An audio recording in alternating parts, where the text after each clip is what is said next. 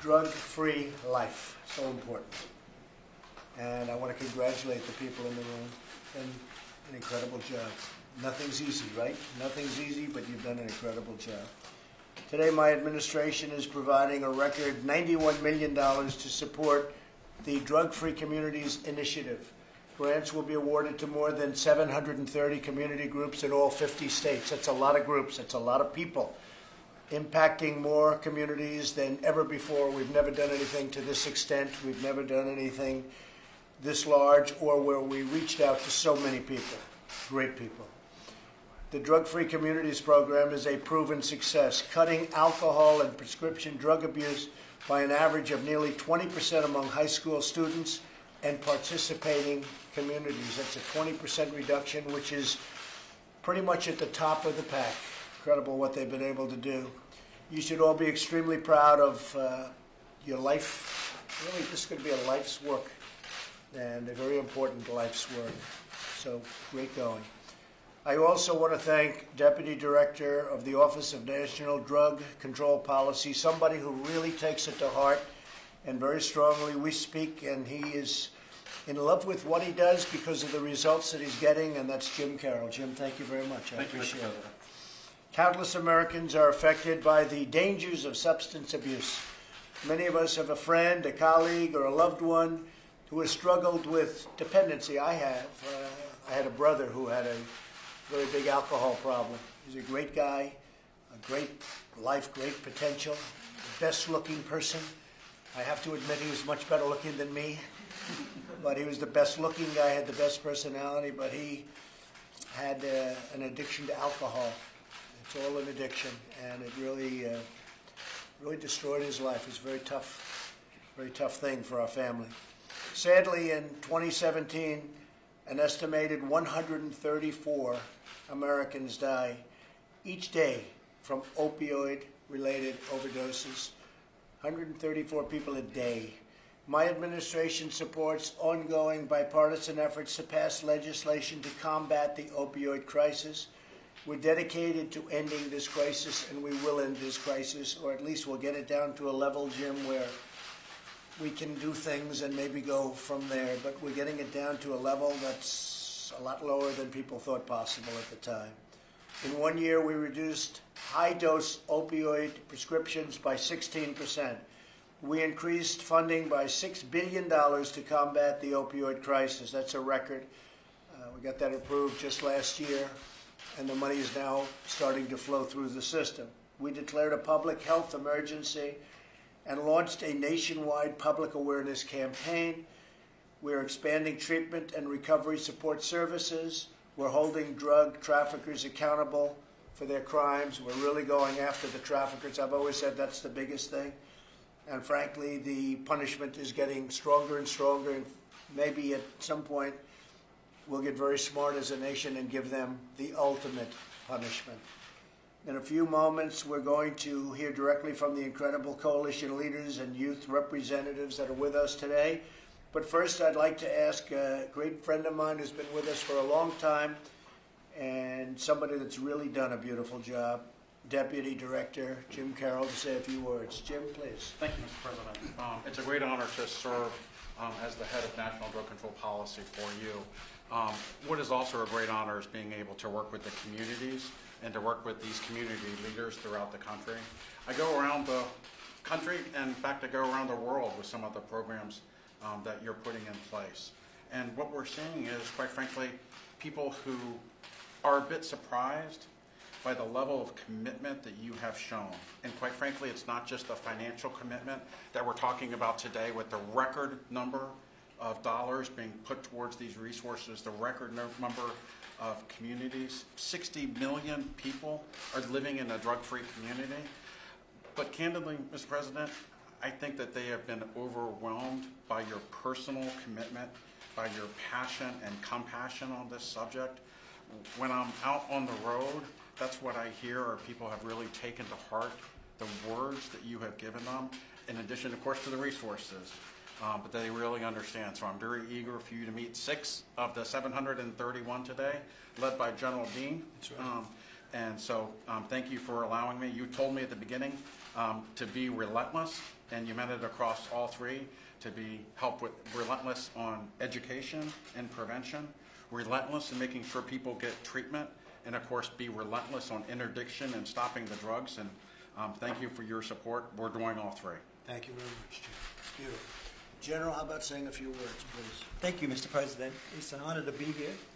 Thank you for your commitment and for honoring us by announcing these grants today. Since I left the Army, I have been serving and had the pleasure to serve as the chairman and CEO of Community Anti-Drug Coalition of America.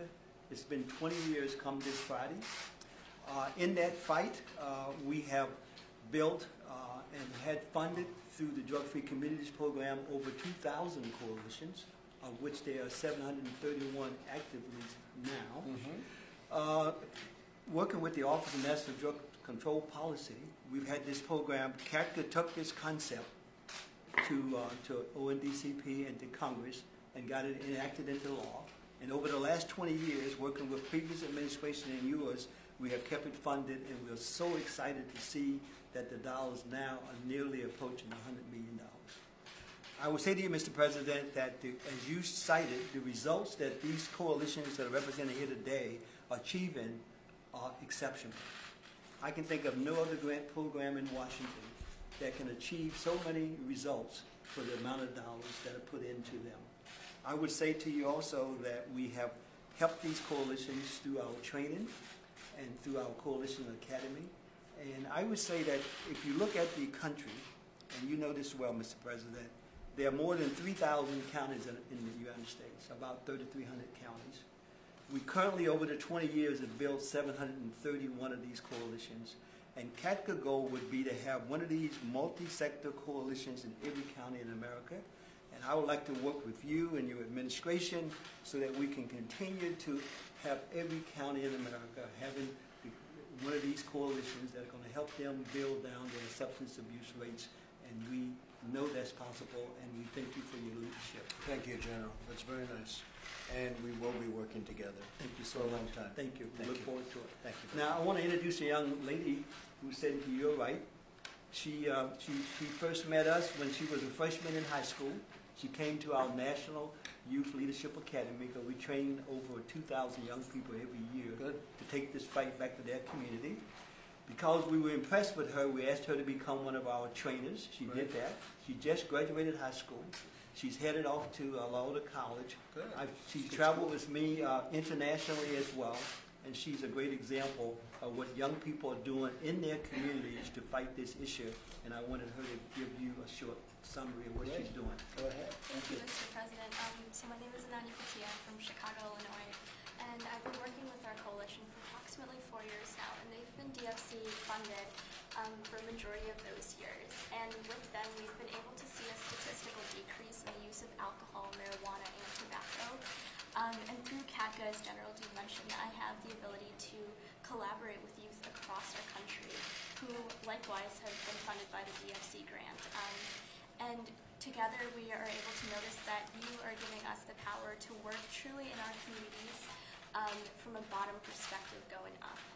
So this March I actually had the opportunity to go to Vienna, Austria as the U.S. Youth Delegate for the United Nations Commission on Narcotic Drugs. And there I was able to collaborate with youth from across the world. And I was comparing and contrasting different ways of prevention that's done across the world. And truly, the ONDCP's DFC grant is one of a kind because we are giving power to the local communities to do what they deem necessary.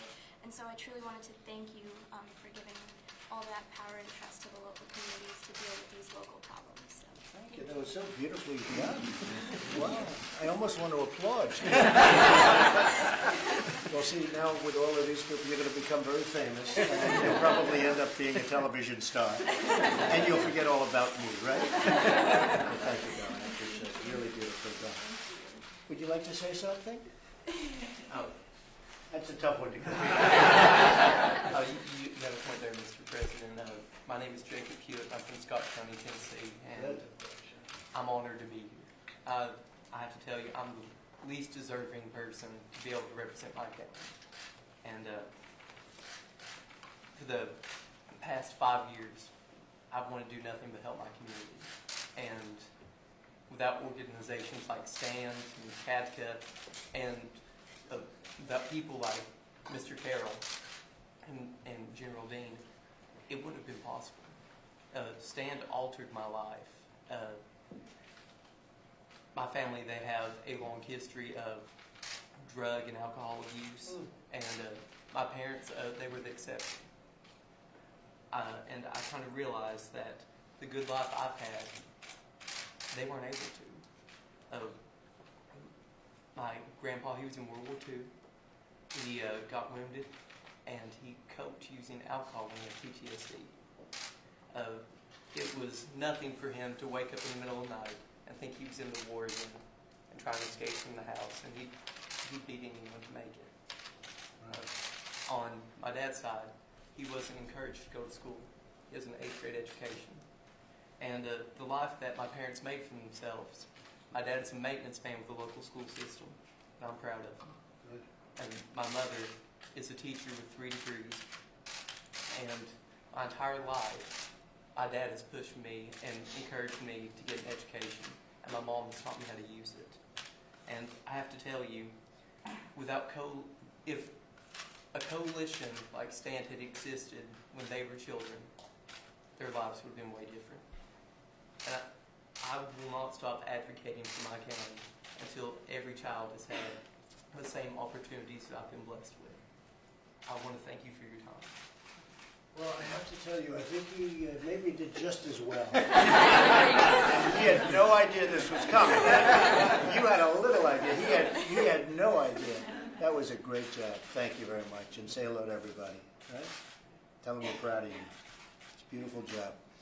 How about you? Hi, okay. I'm Savannah Cooney. I'm from Raymond, New Hampshire. That's in southeastern New Hampshire. I'm with Raymond Coalition for Youth, and my biggest, if I could give you one thing, my experience being in a coalition and the work I've done, is that youth voice is vital if we're going to try to work on prevention. Youth are just naturally going to listen to other youth more than they're going to adults because they can connect to their peers. So by empowering and educating those youth that are involved with the coalition, also getting more people involved with the coalition through community events and such, those things are so important because then we're able to give to our peers who may not have been involved with the coalition, and we can break social norms and we can tell them, drinking and marijuana use is not just a rite of passage that we have to go through. There's so many other options. And coming from New Hampshire, we do have the whole country does have an opioid crisis. And although we are working directly with that, we are very certain that if we keep working with the alcohol and marijuana prevention with teens, that is really where we're going to find that's the start that then becomes an opioid crisis. So although we have to work directly with the opioid crisis, working with the prevention of using alcohol and marijuana is just as important, right? Because that's where it all starts. Great job. That's really nice. So it really is having an impact. Yes. That's great. Great job. Thank you. Thank you very much. Please. Hello, I'm Sarah Purvis. I'm with the Jackson County Anti-Drug Coalition in West Virginia.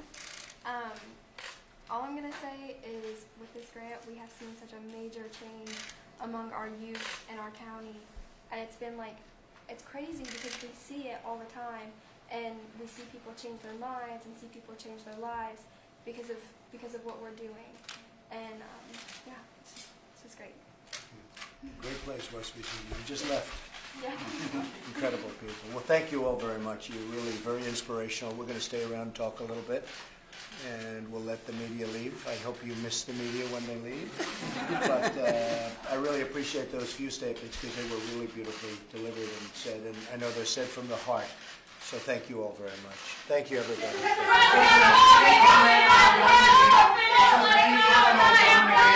He's a good man. Very good man. Don? Excellent guy. Yeah, Don McGann's a really good guy. Been with me for a long time. Privately before this, he represented me. He's been here now. It'll be almost 2 years, and a lot of affection for Don. and he'll be moving on probably the private sector, maybe the private sector, and he'll do very well. But he's done an excellent job. Any concern about what he said to the Muellers? No, not at all. Not at all. Can you talk to Canada, President? How is Canada going? I knew he was going also, as you know. I had to approve it. So And we you're didn't aware of what he claim said? executive. You're aware of No, what I he don't said? have to be aware. We do everything straight. We do everything by the book. And Don is an excellent guy. Yes, go ahead. Trade talks with Canada, Mr. President. How are they going? I think they're going really well. Canada's here right now. They were here till late in the evening. They came to see us. They wanted to meet us. They want to be a part of it. The deal we made is a fantastic deal. It's gotten great reviews with Mexico, the trade deal. Right now we call it the U.S.-Mexico trade agreement, and we'll see whether or not Canada gets into it. Otherwise, we'll do something separately, or we won't do anything, which is okay too. Are you optimistic? I think so. I think Canada very much wants to make the deal, and I think it's going to be obviously very good for Canada if they do, and I think it's probably not going to be good at all if they don't.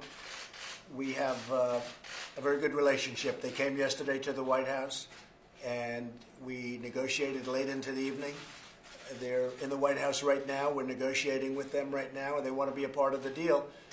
And we gave till Friday, and I think we're probably on track. We'll see what happens, but in any event, things are working out very well. A lot of trade deals are working out well. The European Union, which really has major barriers to trade.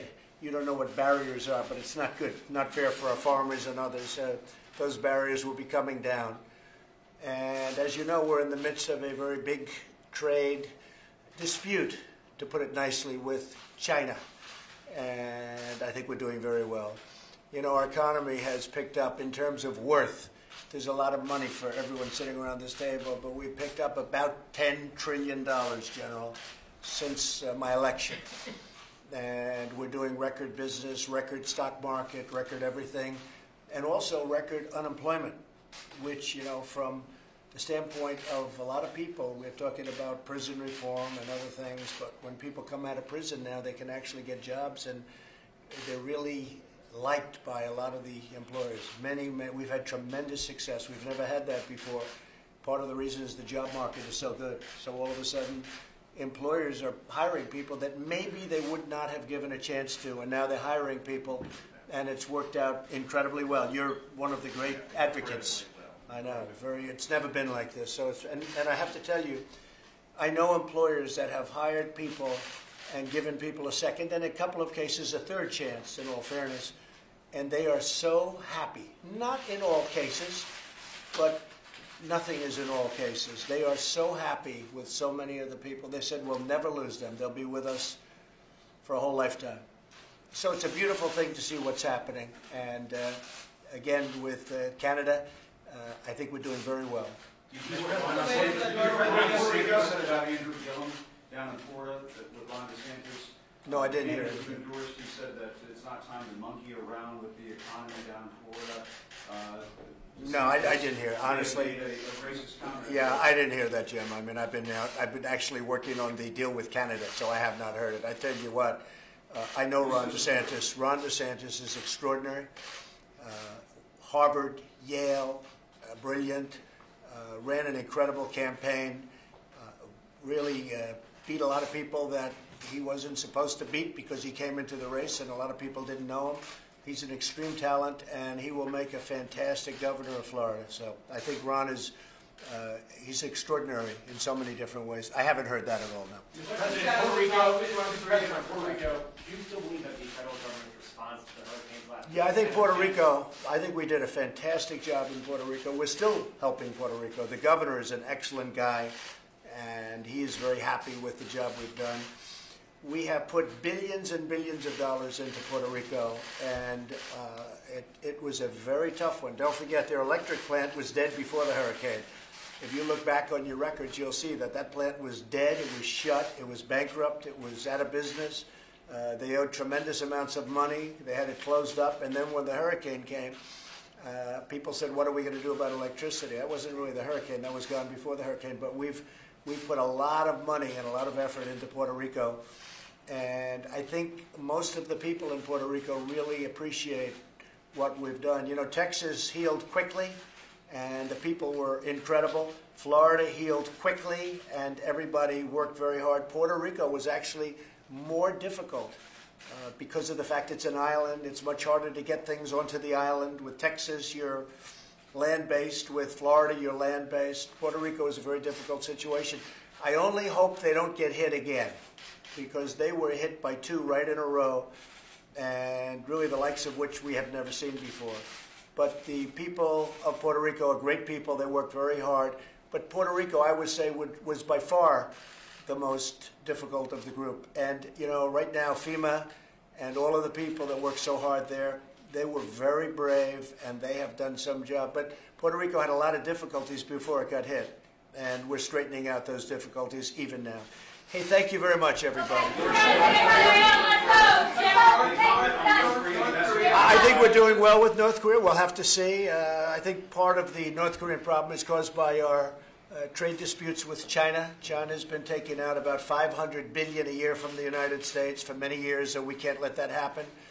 So when we started working a little bit against China, and we have a great relationship with China. I have a great relationship with President Xi. I think he's a terrific man, a terrific person.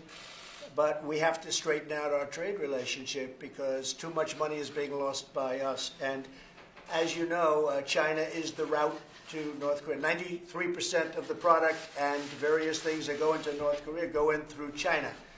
So I think that now that we're in somewhat, I don't like to call it a trade war, and I think, you know, our country is doing very well, but China's having a very, very tough time. And I think that China makes it much more difficult in terms of our relationship with North Korea. Now, I knew that, but I couldn't wait any longer when I got in. I've been talking about China for a long time. When I came into office, I purposely didn't do much with respect to the trade on China because I wanted to see if we could work out North Korea. But when you're losing $400 to $500 billion a year, and it's going to China and coming away from our country and our taxpayers, I can't let that go on. So we are being very strong on China. I think it's all going to work out. Our country has gone up, and they are, you know, they're having a hard time. So I think, North Korea is holding up their end of the deal. well, we're going to have to see. But I think China probably has a great influence over North Korea.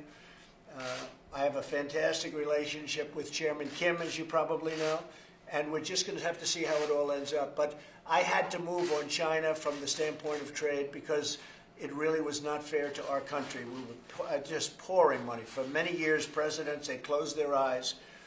And I'm talking about not President Obama, I'm talking about many presidents. And they closed their eyes, and hundreds of billions of dollars a year was pouring out of the United States and taxpayers and everything else. So we had to do that. Impact on your voters, on your votes? No, I think we're going to have a very positive impact. I mean, if you look at the polls, based on the polls, it's positive. Based on the polls, it's the highest in the Republican Party, I guess, forever or for a long time. And it's been, I don't do it for the polls. Honestly, people won't necessarily agree with this. I do nothing for the polls. I do it to do what's right. I'm here for an extended period of time. I'm here for a period that's a very important period of time. And we are straightening out this country. And one of the biggest things we want to straighten out is what the people in this room represent. That's drug abuse and alcohol abuse and all of the problems. And I think it's something that maybe a lot of people don't talk about. You know, we'll talk about other things. But to me, this is just as exciting as creating a Space Force or sending rockets up or doing so many of the things that we're doing. So I really don't, and I can tell you this, Jim, I don't do anything for polls. I do it, I enjoy looking at polls, it's interesting to see, but ultimately I always make a decision based on what's right and what's wrong. Well, I just hope there won't be violence. I can tell you that, because that's the way, I guess, if you look at what happens, there's a lot of unnecessary violence all over the world, but also in this country. And I don't want to see it. Yes? Can I ask you about Google, sir? What would you like the federal government to do about Google? Well, I think that Google and Facebook and Twitter, I think they treat conservatives and Republicans very unfairly. I could tell you that I have personal experience. I have a lot of people on the various platforms. Dan would tell you probably over 100 million, over 125 million. What is the numbers, Dan, here? Dan? What You're is at, it? about 160 million across all the platforms. 160 Instagram, million Facebook, people. Twitter, I have Snapchat. numerous platforms. But that's a lot of people. But I can tell you when things are different. And all of a sudden you lose people and you say, where did they go? They've taken off. Now, I don't know if it happens to the other side, but I can say that with respect to Google and Twitter and Facebook, there is a big difference. And in fact, I hear that they're holding hearings in Congress over the next couple of weeks. And I think it's a very serious problem because they're really trying to silence a very large part of this country. And those people don't want to be silenced. It's not right. It's not fair. It may not be legal. But we'll see. We just want fairness. Do you want to regulate them more? Is that what you're We're just going to see. We're just going to see. You know what we want? Not regulation. We want fairness. If we have fairness, we're all very happy. But you're talking about a tremendous amount. I mean, I'm president. They got me here. You're talking about a tremendous number of people. We want to see fairness. Very important. Thank you all very much. Okay, Thank Brian, you. thanks for all making way out. We're going. Come on, I did. You did? I spoke to him yesterday. We had a very good talk. I spoke to him a couple of times. And you feel that before the end of the week, you can I don't know. get it on the agreement? Hey, he called me. I didn't call him. Okay. And he was upon the call. He was very nice. I couldn't have been nicer. We'll see what happens. I love Canada. I can hear that. And you know what? I love Mexico too. Which one is better? Like them both the same. All right, thanks, Thank Brian. Okay.